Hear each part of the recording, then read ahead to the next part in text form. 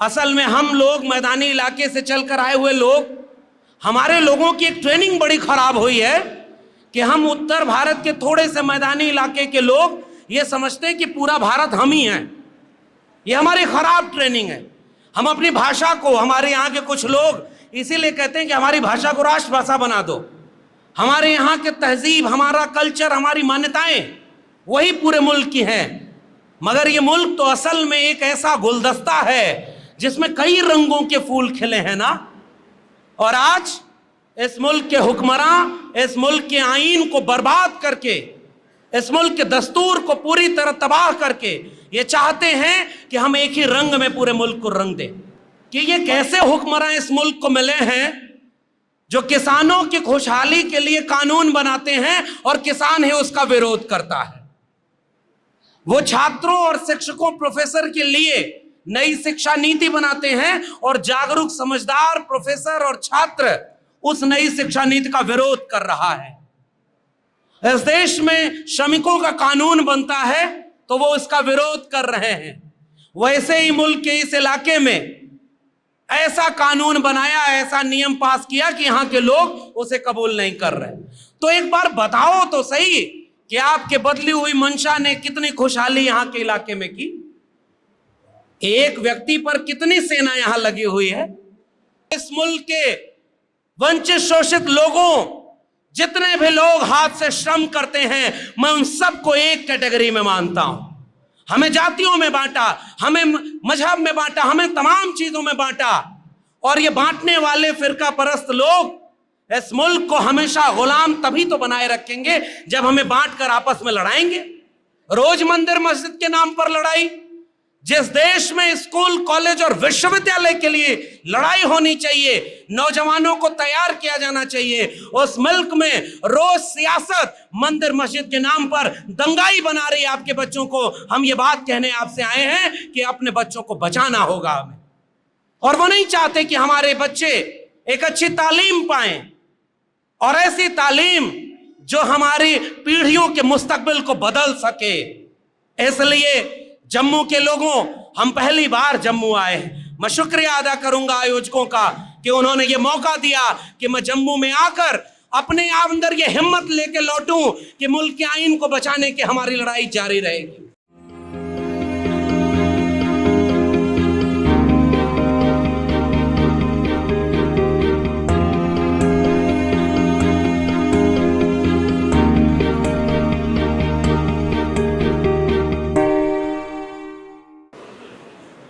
आज़ादी के अमृत महोत्सव मनाने वाले मुल्क में एक गुलाम सरजमी पर मैं आप सभी का खैर मकदम करता हूँ।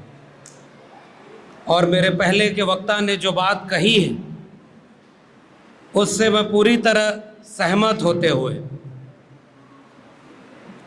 अपनी बात कर रहा हूँ कि हम लोग आज जम्मू की इस सभा में संविधान को बचाने और देश के वंचितों, शोषितों के हक के लिए लड़ने के लिए इकट्ठा हुए हैं। तो सबसे पहले तो ये बात कबूल करनी पड़ेगी कि भारत के संविधान को लेकर के जो इस मुल्क की सबसे खूबसूरत जगह मानी जाती है, हमारे यहाँ एक अज्ञात कवि ने लिखा कि गर फिरदौस बर रुए ज़मी अस्तो हमी अस्तो हमी अस्तो हमी अस्तो। तो जो सबसे खूबसूरत ज़मीन का हिस्सा इस मुल्क का जो शुरू से विवादों में रखा गया, मैं समझता हूँ कि गुलाम था और अभी भी गुलाम है। अलग अलग दायरे में, अलग अलग अर्थों में इस बात को कहें तो निश्चित तौर पर जब हम कह रहे हैं कि भारत का संविधान खतरे में है तो कई बार ये महसूस होता है कि ऐसा नहीं है कि वो खतरे में है। इस संविधान का बहुत सारा हिस्सा तो खत्म कर दिया गया है और अब इस देश में इमरजेंसी लगाने के लिए कोई घोषणा नहीं होगी कि अब आज रात 8 बजे से अब इस देश में इमरजेंसी का माहौल है। वो नोटबंदी के लिए होगा। लेकिन संविधान लागू रहते हुए भी जैसे इस देश के बहुत बड़े हिस्से में सरकारी नौकरियों को खत्म करके, सरकारी शिक्षा को निजी हाथों में बेच करके, लेटरल एंट्री करके भारत के संविधान का एक बहुत बड़ा हिस्सा खत्म कर दिया गया है, वैसे ही यहां भी आपके ऊपर एक ऐसा आरोपित विचार और यह दावा किया गया था कि जो हम कर रहे हैं उससे इस इलाके की बहुत खुशहाली होगी। तो मैं एक बात सोचता हूं कि ये कैसे हुक्मरान इस मुल्क को मिले हैं जो किसानों की खुशहाली के लिए कानून बनाते हैं और किसान है उसका विरोध करता है। वो छात्रों और शिक्षकों, प्रोफेसर के लिए नई शिक्षा नीति बनाते हैं और जागरूक समझदार प्रोफेसर और छात्र उस नई शिक्षा नीति का विरोध कर रहा है। इस देश में श्रमिकों का कानून बनता है तो वो इसका विरोध कर रहे हैं।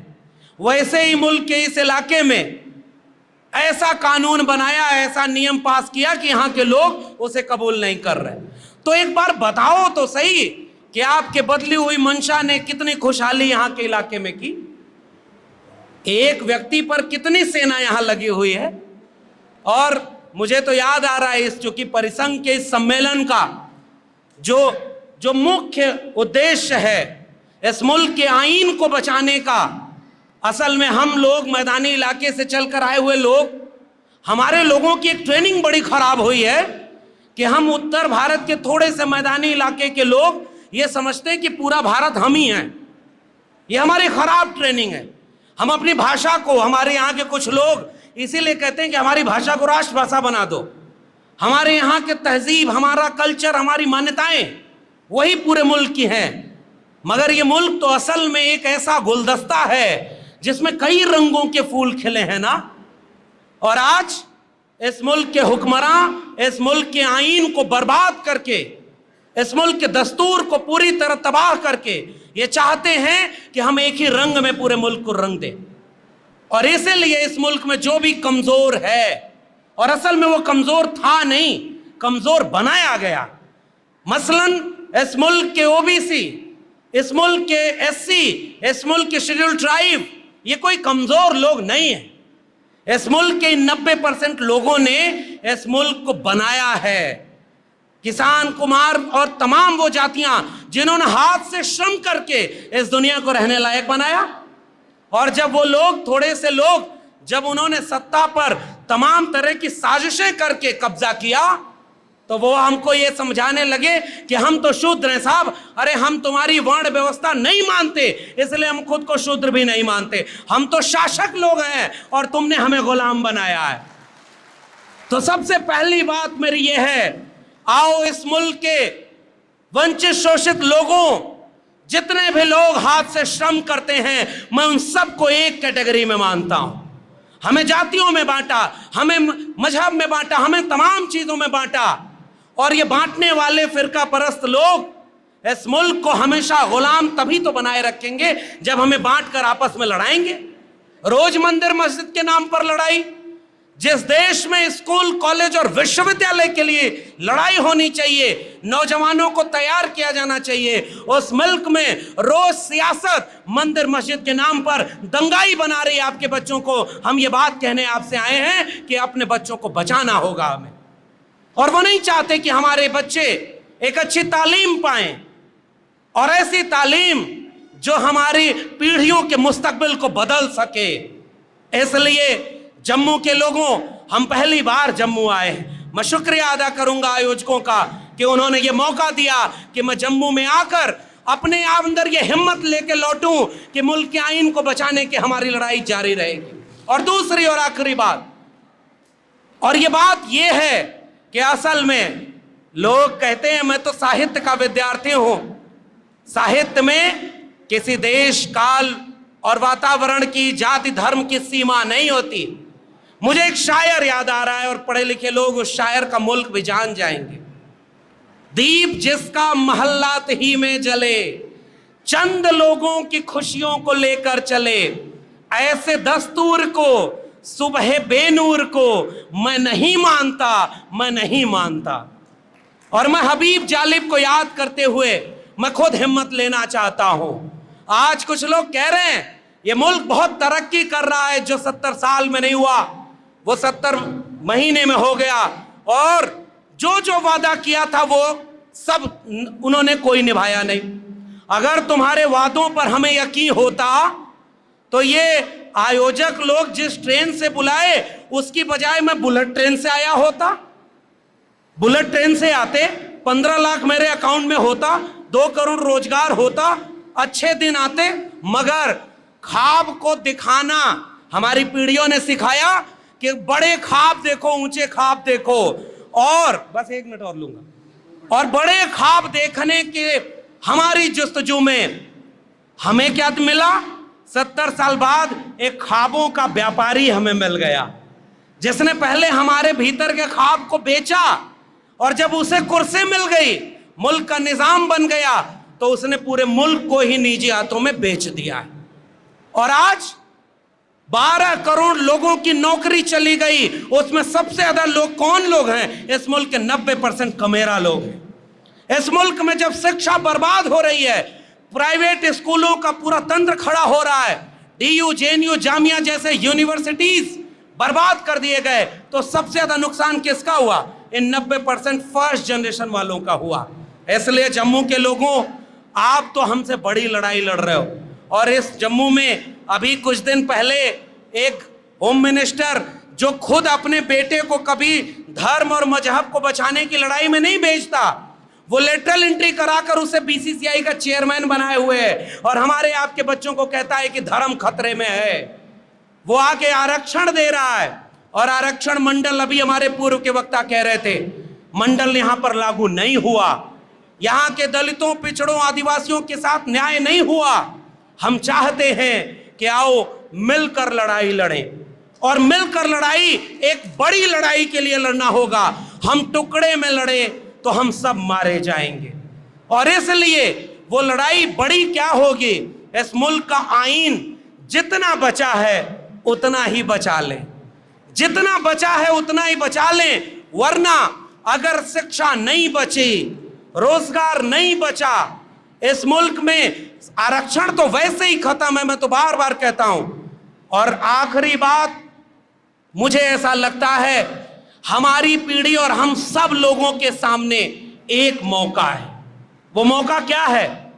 आज से 20-25 साल पहले उतने प्रोफेसर नहीं रहे होंगे 90% लोगों के, SC, ST, OBC और माइनॉरिटी के, जितने आज हैं। मेरी बात सही है कि नहीं? आज से 25 साल पहले इतने प्रोफेसर नहीं रहे होंगे। आज से 25 साल पहले इतने डॉक्टर, इंजीनियर, वकील और ब्यूरोक्रेट नहीं रहे होंगे। आज हम इतनी तादाद में हैं। पहली बात, हम इतनी तादाद में हैं क्योंकि हमारे पुरखों ने हमारे हिस्से की लड़ाई लड़ी, और तब जाके मैं जम्मू के उस हिस्से में खड़ा हूं जहां लैंड रिफॉर्म हुआ था, और आज भी जमीन के सवाल पर कोई बात ही नहीं करता। तो यहां तो लैंड रिफॉर्म हुआ, यहां तमाम तरह के रिफॉर्म हुए, और इसलिए आज हमारी पीढ़ी में सबसे ज्यादा प्रोफेसर, डॉक्टर, इंजीनियर, वकील और ब्यूरोक्रेट और लड़ने वाले लोग 2022 में हैं। मैं ये खतरा देख रहा हूं, आज से 20 साल बाद, 25 साल बाद, जब ये मुल्क का आईन पूरी तरह बर्बाद होने में अगर ये कामयाब हो गए, तो न डॉक्टर बचेंगे, न इंजीनियर, न वकील, न प्रोफेसर, कोई पब्लिक सेक्टर नहीं बचेगा। तो फिर लड़ाई कौन लड़ेगा? हमने लाभ लिया है इस मुल्क के आईन का, तब हम यहां तक पहुंचे हैं। हमें मौका मिला है बिरसा, फूले, अंबेडकर, पेरियार, अब्दुल कयूम अंसारी और तमाम लोगों का, जिनकी वजह से हम यहां पहुंचे, और हमने उसका लाभ तो ले लिया, मगर जब हमारे सामने सब बर्बाद हो रहा है तो हम वो बर्बादी रोक नहीं पा रहे।